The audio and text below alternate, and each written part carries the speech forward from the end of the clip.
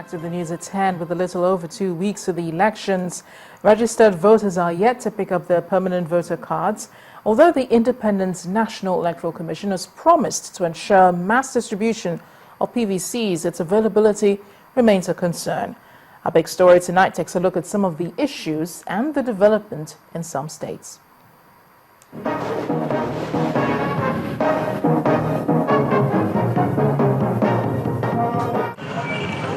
This is a polling area in Lafia, Nasarawa State, where collection of PVCs ought to be taking place.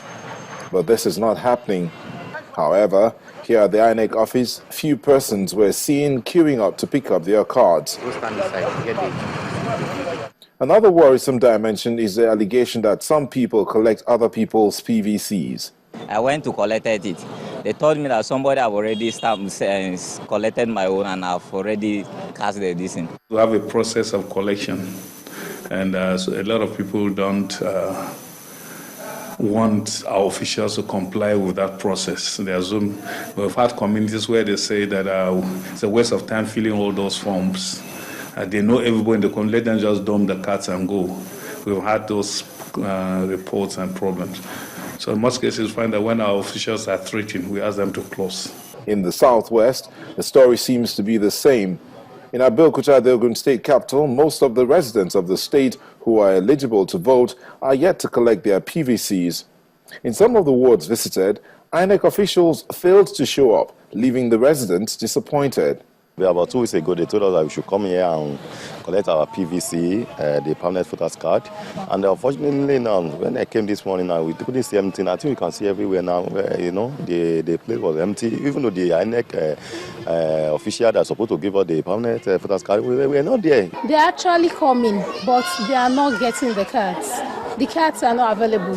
A trip around town in Oyo State reveals that distribution of PVCs is ongoing in some areas, but some residents are still having problems getting theirs. I was at the unit 5 times. I met nobody, except people who queue are just on queue waiting for them.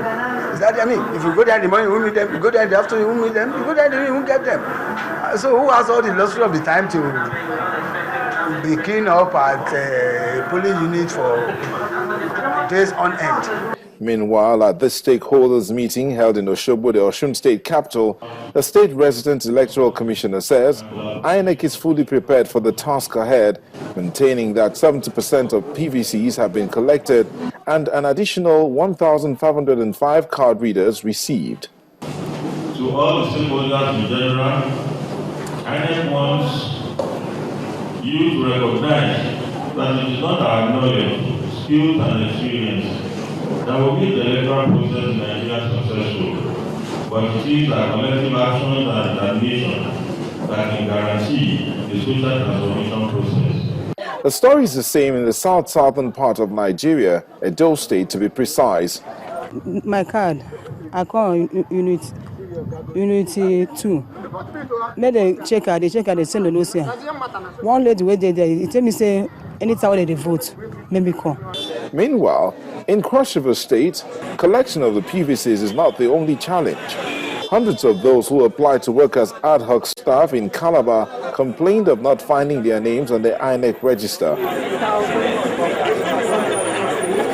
In the meantime, Senator Florence Itagiwa is encouraging the women of the state who are yet to get their PVCs to do so before the deadline. But all I'm telling women is that go out and get your PVC.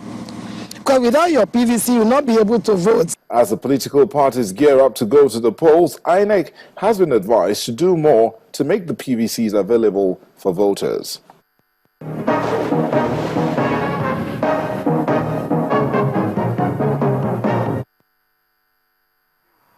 We'll make a switch away from campaign stories now to talk about health issues. Unilever PLC, makers of Pepsodent toothpaste, have launched a new variant of the product. The new Pepsodent has added components for better prevention of tooth decay and even fresher breath. Our correspondent Mary Alale Yusuf tells us this breath freshening story. So Unilever and PLC. This meeting, organized by Unilever, is a session for dental surgeons, dental nurses, pharmacists and others in the medical field. So, as part of to highlight the problems that assail Nigeria's oral health and seek solutions through cooperation of all involved. Without dawdling, the discussants dive into the topics for the day. In every mouth we have about 6 billion bacteria. And these bacteria are the culprits in tooth decay, periodontal disease, and dirty mouth or foul breath. The link between oral and systemic health is firmly established. The mouth can serve as a means of early diagnosis of systemic diseases before they even manifest in other organs. This includes anemia. We can also diagnose systemic diseases such as diabetes mellitus just from the mouth, from some signs that you see in the mouth. The good news, the dentists say, is oral disease can be prevented, and that's where Unilever comes in with the introduction of a new member of the Pepsodent family. At the back end of last year, we were appointed as a national oral healthcare ambassador, and that's because of over 3 decades of commitment that we've put into actually driving oral health awareness. The new Pepsodent that is coming out is in 2 variants. It's called the Pepsodent Triple Protection, and the 3 major benefits are cavity prevention, which is about preventing your teeth from having those tiny holes that give you trouble. It also aids removal of stains. It removes stains, so it keeps your teeth white. And finally, it gives you fresh breath. In addition to the regular ingredient silica that you would find in other products, this one has perlite in one of the variants. And in addition to that, in the natural white variant, it has what we call abrasive silica. The management and staff of Unilever believe the new product should be fully circulating in the market in a week. Mary Alale Yusuf, Channels Television News.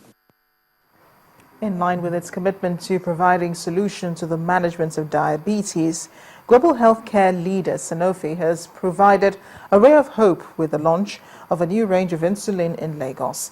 The event also served as an awareness session where experts also discussed ways to contain the disease. Our correspondent, Oluwashonibare, has a report. With an estimated 382 million people around the world living with the disease, diabetes remains one of the world's largest burdens. To this end, Sanofi, a top pharmaceutical company, is stepping up awareness about the illness with this event, which doubles as the launch of one of its range of insulin and an interactive session where experts in the field provide answers to questions about the disease.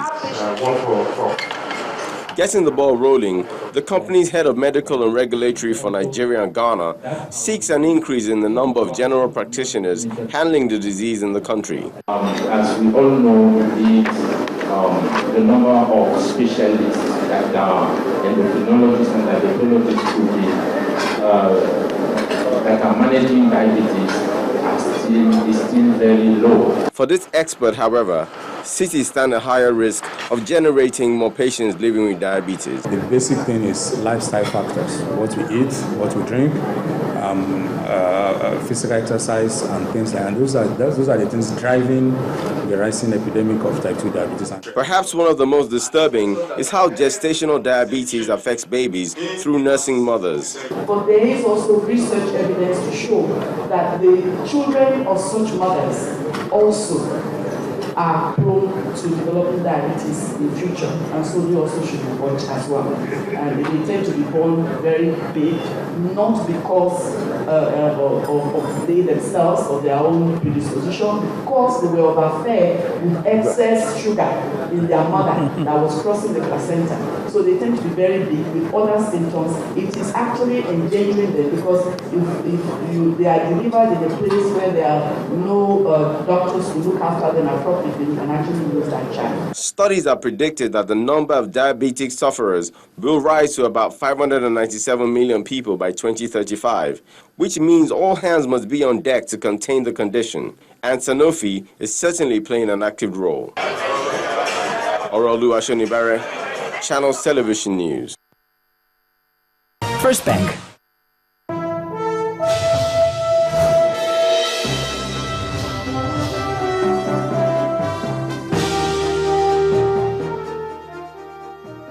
Welcome to Business News. Nigeria's economic growth estimate for 2015 is expected to be lower than the 6.23% projected last year. Well, the National Bureau of Statistics said on Thursday that it expects economic growth to be 5.54% after the government trimmed its expenditure following a slump in the price of crude oil. In the meantime, inflation is also expected to rise to 8.78%, up from an estimated 8.0% last year. Nigeria Statistics Office said in its outlook for 2015 that the rise in inflation was driven by the central bank's devaluation of the naira, which has been hit by the drop in the price of oil. Commercial banks in Nigeria must comply with the provisions of the federal government's e-collection project in relation to remittances from its ministries, departments and agencies. As an awareness forum organized by the e-payment provider System Specs, the central bank assured commercial bank representatives that all is set for the documentation of the roles the banks will play in this project. Our correspondent Temple Ashaji reports. It's an awareness forum aimed at enlightening commercial banks on their role in the federal government's e-collection project. The program targets remittances from MDAs into the Treasury single account domiciled with the central bank for transparency purposes. Under a digitized program, this is easier. In fact, it should be seamless because you don't have to tick entries against each other. No. We have the problems of inadequate and sometimes outright lack of record suppression. Record was suppressed in order you don't track it down very well. So these are some of the leakages we were trying to plug. The electronic payments platform, Remitter, is provided by System Specs. The managing director, John Obaro, explains how an MDA without a retrieval reference number is integrated in the payment structure. Well, it generates an error at the back, but it's of no use anyway because it's already with you.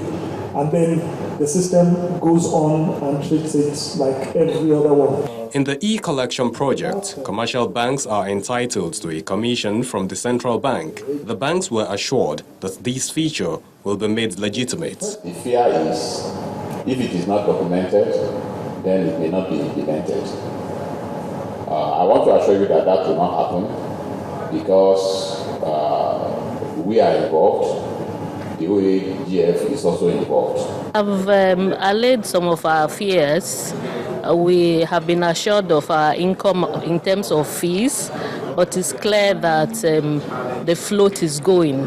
It will be wise for every bank to know their position in terms of what their rights, their responsibilities and their roles will be. We've been able to think of the different challenges that are likely to come up, both in terms of security, in terms of infrastructure, and we built a lot of things into the platform to make sure that we mitigate against this. The e-collection project was conceptualized in 2013.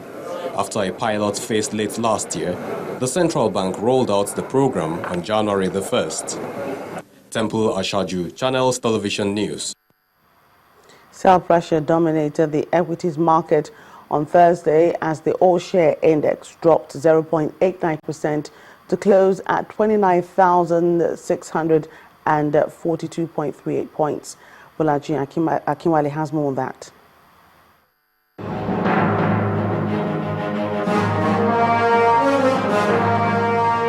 Hello, welcome to the Stock Market Report. Key indicators how the Nigeria equities market slipped on Thursday as sell pressure eroded the gains recorded in the previous sessions. This led to the loss of 0.89% from the index, which closed at 29,642.38. On the gainers table, CAP led with 2 naira 75 kobo. It was followed by Forte Oil and WAPCO with 2 naira 2 kobo and 1 naira 45 kobo. On the flip side, food stock Nestle toppled a drop of 15 naira from its share price. It came ahead of Flour Mill with 1 naira 95 kobo and Guinness with 1 naira 94 kobo. On the volume chart, Owando, Fidelity Bank and EcoBank Transnational Incorporated led other volume drivers. The total volume of shares for the day stood at 970 million, exchanged at the value of 11.9 billion naira in 3,889 deals. And that's it on the stock market reports. I am Bolaji Akinwale.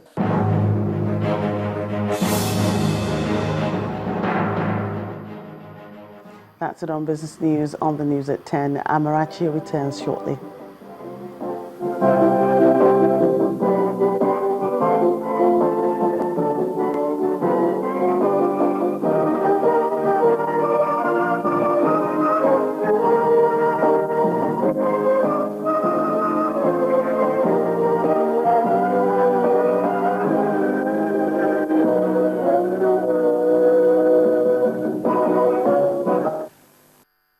First Bank.